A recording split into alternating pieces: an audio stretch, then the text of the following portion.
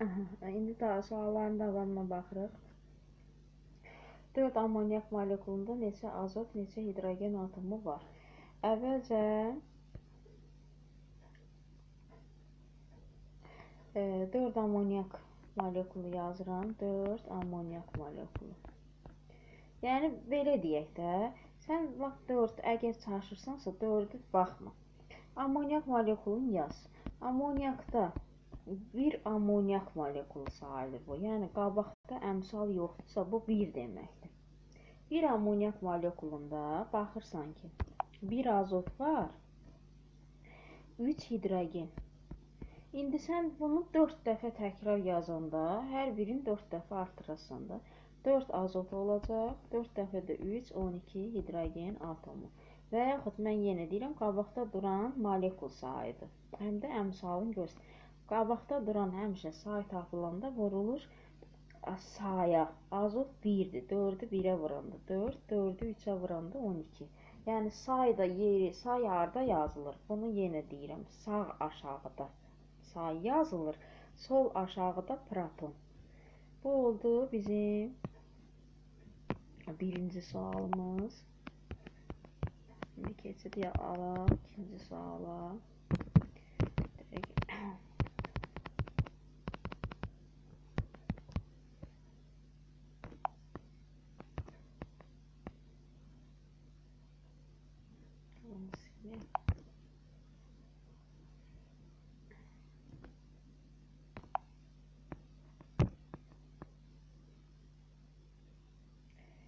Keçid alırıq ikinci sualımıza.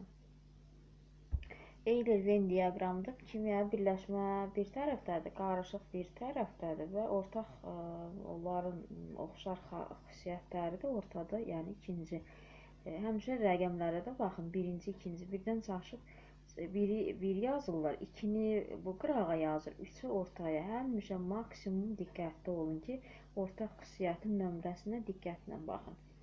Mən yenə deyirəm, qarışıq sözü varsa, deməli fiziki üsulla ayrılma qarışığa aiddir. Yəni, qarışıq üçüncüdədir, A qarışığa aiddir. Əmələ gəldikdə başlanğıc maddələr öz xassəsini saxlayır, bu da qarışığa aiddir. Deməli, B də üçüncüyə aiddir. Əmələ gələn elementlər sabitlik sözü birləşməyə, yəni qarışıqda sabitlik ola bilməz. Qarışıq ağzından göründüyü kimi aləm qarışıq, orada sabitlikdən söhbət gedə bilməz. Bu C birinciyə aiddir. Tərkibində ən az 2 müxtəlif element ola bilər, bu hər ikisinə aiddir. İndi açıqlanmasına da baxaq. Məsələn, hava homogen qarışıqdır. Məsələn, deyirəm ki, bizdə havanın tərkibində daha çox element qarışığı görürük. Azot görürəm, oksigen görürəm, karbon qazında karbon görürəm. Belə deyim, hidrogen, oksigen qarışığı. Görürsünüz, 2 dənə minimumda ən az 2 elementdən var, hidrogen və oksigen.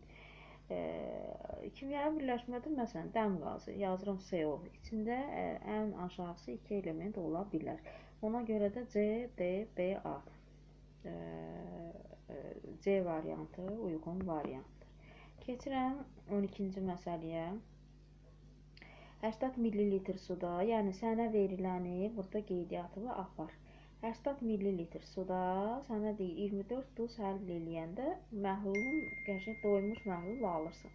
Deməli, 80 suda 24 duz həll eləyəndə sənin doymuş məhlulun alınır.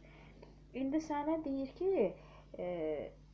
aşağıda verilən variantlardan hansından istifadə eləsən, doymuş məhlul əmələ gətirə bilərsən.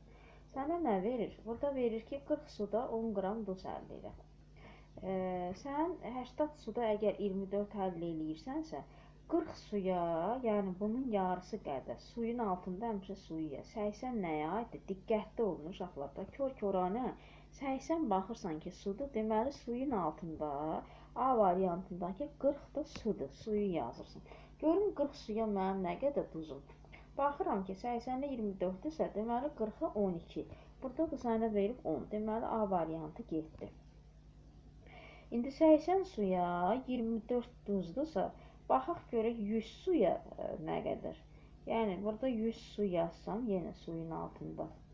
Bu burada da 30 tapacam. 100-ü 24-ə vurub 80-ə böləndə eləyir 30. Burada da 24 verib. Bu da getdi. İndi sənə deyir, %24. Baxaq görək. 80, 60-sı da nə qədər olar? Deməli, üzr istəyirəm, 80-də 24 duzdursa, bu sənin normativindir. 80-ə deyir 24 duz əldə eləməlisən. Əgər indi sən C variantında 60 suda x, əgər sən 60 suda, yəni bu x-ı 18 verib sənə, 18 tapsan, deməli sənin variantın doğrudur. Əgər başqa cavab tapsan, deməli bu şərt ödənmir.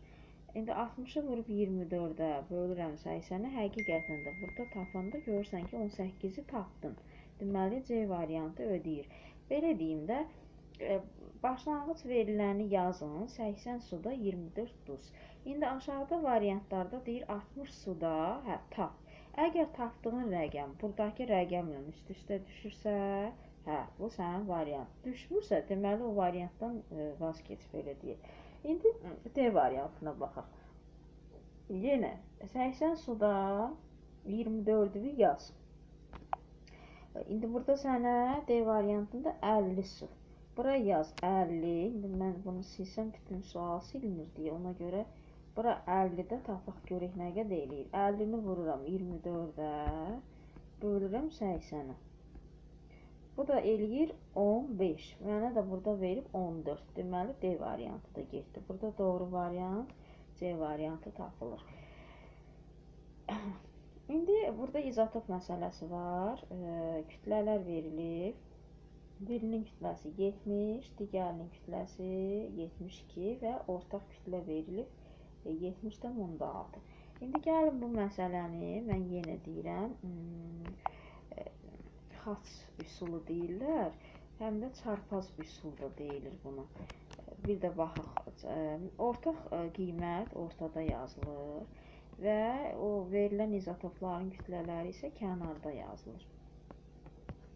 Və burada çıxırıq 70-dən, diqqətlə baxın, 70-dən 70,6 çıxmaq olur, əksinə çıxıram, yəni böyükdən kiçik. 70,6-dan 70 çıxıram, edir 0,6. Yəni, bax, çıxılanı, bax, çıxdığını bu istiqamətdə bura yaz.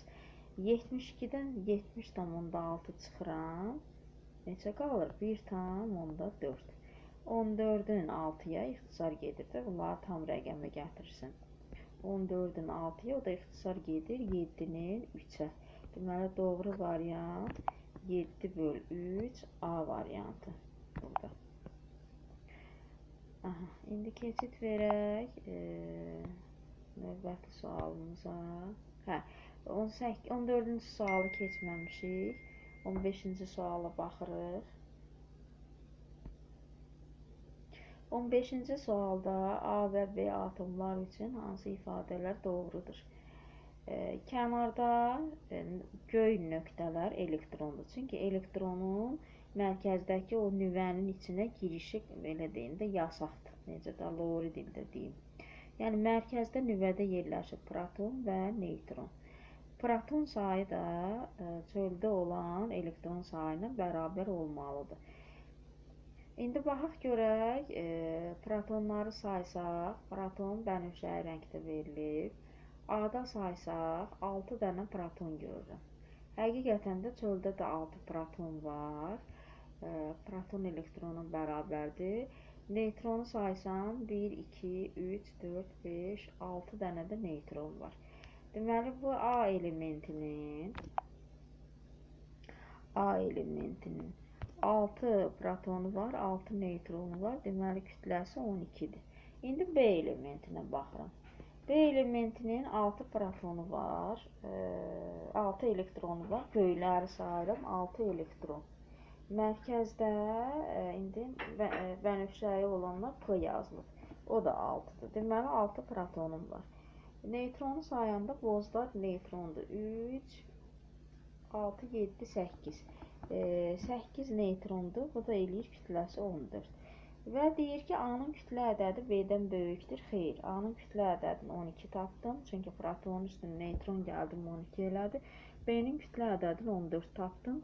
A variantı birinci səhvdir. 2 deyir izotop. İzotop olmağını nədən bilirəm? Protonlara baxıram, mütləqdir ki, birinci qayda protonda eyni olmalıdır. 6 və 6. Kütlələr fərqli, həqiqətində birində 12-dir, birində 14-dür. Deməli, bunlar izotopdur. 2 doğru. 1 səhv, 2 doğru.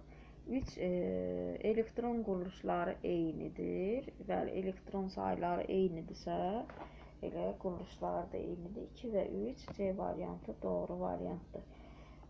Qum daşı və mərmər hansı sıxırlara aiddir? Yəqin ki, bunu da bilmiş olarıq. Qum daşı silisium 12-dir. Çəkilmə sıxırdır. Mərmər isə